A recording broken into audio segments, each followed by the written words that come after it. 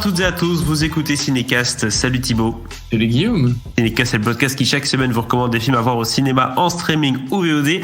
Aujourd'hui, on continue de parler de films de Festival de Cannes, puisqu'il est question de Tout s'est bien passé, un film de François Ozon, avec Sophie Marceau, André Dussolier et Géraldine Palace. Alors, c'est un film qui sort en septembre chez nous, mais qui sera du coup diffusé, je l'ai dit, au Festival de Cannes 2021. De quoi parle ce film-ci ? Attention, il n'est pas question d'amourettes de jeunesse ou de filles qui se prostituent. Non, François Ozon a changé de thème. Il s'agit d'adaptation du roman Tout s'est bien passé d'Emmanuel Bernheim, qui parle d'un homme qui a 85 ans, qui est le père d'Emmanuel, qui est hospitalisé après un accident vasculaire cérébral.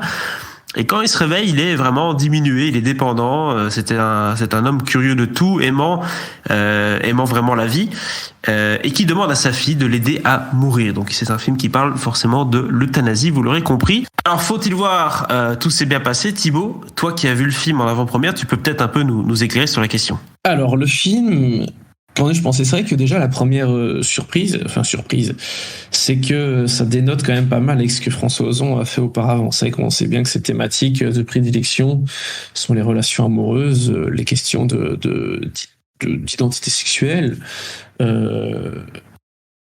Et ici, on est... Et souvent avec des personnages jeunes. Hein. Ici, on n'est pas du tout là-dedans, parce que, effectivement, comme tu l'as dit, c'est un vieil homme qui, après son AVC, se sent tellement diminué qu'il a envie d'en finir. Et il va demander à sa fille d'en finir. Il le dit clairement comme ça, quoi. Donc, c'est vrai que c'est pas du tout... c'est pas très François Ozon dans le style. Et le fait, forcément, que ce soit une adaptation d'un roman, ça se comprend mieux. Enfin, cela dit, son style, sa façon de regarder ses personnages, de traiter ses personnages, colle bien avec cette histoire. Parce que donc le personnage principal est évidemment le père, mais il y a aussi ses deux filles, donc qui sont incarnées par Sophie Marceau et Géraldine Palace. Et puis il y a sa femme qui est un peu son ex-femme, mais pas vraiment parce qu'ils ont jamais divorcé, qui est jouée par Charlotte Rampling. Et puis un dernier personnage qui est l'amant en fait du père. Parce que, comme il le dit à un moment, en fait, il a jamais aimé sa belle famille, parce que sa belle famille n'a jamais pu accepter que leur fille épouse un homosexuel, en fait. Voilà. Donc il y a quelques personnages comme ça qui gravitent dans cette histoire. Il y a l'époux aussi du personnage de Sophie Marceau qui a un rôle plus ou moins important. Bref, on a 5, 6, 7 personnages comme ça qui sont vraiment importants. Et François Ozon, s'il y a bien une chose qu'il sait faire, et ça peu importe le sujet, c'est vraiment parler de personnages, les développer, montrer leur vie, montrer ce qu'ils ressentent. Il est vraiment assez doué là-dedans. Et du coup, quand il doit parler de cette thématique compliquée qu'est l'euthanasie, il le fait bien. Parce que pour rappel, l'euthanasie est complètement interdite en France. C'est très très encadré par la loi Leonetti. Tu peux pas faire n'importe quoi, et c'est pour ça que la plupart des gens qui vraiment désirent franchir le pas, ils vont en Suisse ou en Belgique, quoi. Et ici, ils décident d'aller en Suisse. En tout cas, ils veulent faire ça en Suisse.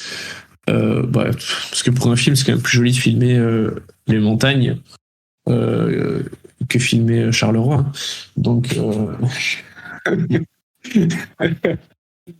mais ce qui est intéressant dans le film, c'est que c'est pas juste une question d'euthanasie, ça joue aussi avec la question légale du truc. Donc, c'est-à-dire que tu vois les filles qui vont se renseigner auprès d'un avocat, d'un huissier, enfin, tu vois, toutes les démarches afin que ça fonctionne, que ça n'aille pas à l'encontre de la loi, tu vois, parce que elle pourrait avoir des problèmes si elles étaient chopées, quoi. Et il y a tout un aspect du film qui traite de ça, Et ça, c'est vraiment très intéressant, je trouve. Ouais, donc c'est vraiment un film qui plonge dans le sujet de l'euthanasie, qui aborde les différentes facettes, hein, tu viens de le dire, juridiquement, etc.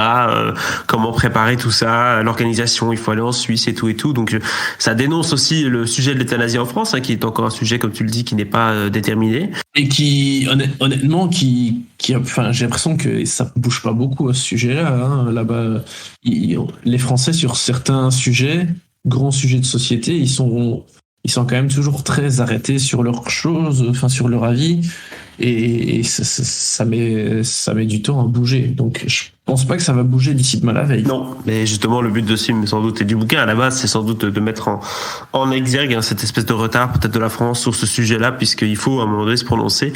Sinon, forcer les gens à se déplacer en Suisse avec leurs parents mourants, c'est pas spécialement la solution non plus. Hein. Donc voilà. En tout cas, voilà un film qui m'a l'air assez puissant, bien maîtrisé de la part de François Ozon, où il suit sans doute une conduite un peu plus claire. Hein. Il a le livre sur lequel il doit se baser, donc une narration plus classique, mais un propos qui est renforcé pour le coup. Oui, ah bah complètement, parce que je trouve que ça donne une certaine sa façon de sa mise en scène renforce un peu ce côté comment dire, j'allais dire grandiose, mais c'est pas grandiose, mais tu sais, le côté un peu solennel du truc, ça donne de la puissance à son récit en fait. Et ça c'est vraiment bien. Parce que François Ozon, même quand il fait des films que j'aime moins, en général j'ai tendance à dire qu'un film sur deux réussit. Ici, il en a quand même fait au moins deux de suite qui étaient bien. En fait, c'est vraiment des questions de sensibilité chez Ozon. Hein, c'est surtout ça. Mais globalement, je pense que qu'on aime, même les films qu'on n'aime pas, globalement, ils sont quand même plutôt bien mis en scène. La mise en scène est rarement vraiment un de ses défauts.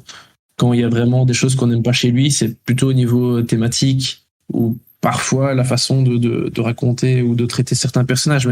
Mais sa mise en scène, elle a toujours été forte. Et ici, ça se voit encore, quoi. Ce que j'aime beaucoup avec ce François Ozon, c'est surtout sa manière de gérer ses acteurs et de faire en sorte qu'on les oublie très vite, en fait. Je trouve que dans ses films, c'est un réalisateur qui parvient en quelques images, en quelques scènes, à nous faire oublier que tel acteur joue tel rôle et parvient à nous rentrer dans les personnages, nous les faire aimer, détester assez facilement, de manière assez simple, sans trop forcer. Donc cette sensibilité-là est assez plaisante chez lui, et je suppose qu'ici, avec Sophie Marceau et André Dussolier, il faut le faire, hein, parce que c'est quand même deux grandes affiches, quoi, deux grands noms en tout cas. Sur le papier, c'est deux grands noms, et au départ, je t'avoue que c'est quand même quelque chose pour lesquels j'avais quelques craintes. Parce qu'honnêtement, André Dussolier, il fait plus que des rôles de grand-père et Sophie Marceau, elle est cantonnée à des comédies romantiques depuis des années, des films qui sont qui sont rarement bien et dans lesquels elle est rarement bien aussi. Voilà. Et ben, je suis très content de voir qu'ici, ils sont en très grande forme tous les deux. Alors d'abord André Dussolier, au tout début je l'avais même pas reconnu, hein, pour tout te dire, parce que forcément t'as ce type sur un lit d'hôpital qui joue une victime d'AVC, il a l'œil qui pendouille, la bouche à moitié ouverte qui pend aussi, tu vois, donc je me suis pas dit ah ouais waouh, là il est super André Dussolier, c'est juste que je l'avais pas reconnu. Et mais bon, c'est clair que son jeu dans le film tient aussi quand même beaucoup au maquillage, hein, parce que il a quand même pas une partition facile à jouer. Et Sophie Marceau, ben vraiment, j'ai été très très agréable surpris, hein, très très agréablement surpris, pardon. Je la trouve vraiment très bien. Ça fait très longtemps que je l'avais pas trouvée aussi bien, aussi forte,